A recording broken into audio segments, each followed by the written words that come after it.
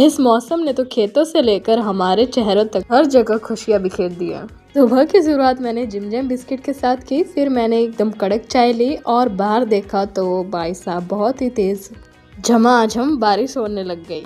जैसे ही बारिश थमी तो सब लोग बाहर आके खुशी से झूम उठे, क्योंकि बारिश का मौसम हम किसानों के लिए कोई वरदान से कम थोड़ी है। और हाँ, बारिश का मौसम तो बहुत ही सुहाना लगता है। फिर जब घर आके कपड़े समेटने लगी, मेरी बेटी के छोटे से कपड़े मेरी पुरानी यादों को ताज़ा कर दिया। और बस हाथों की इस प्यारी सी मेहंदी के साथ मैं अपना दिन इधर ही खत्म करती हूँ। मिलते हैं नेक्स्ट वीडियो में, तब तक के लिए बाय बाय, अपना ध्यान रखो।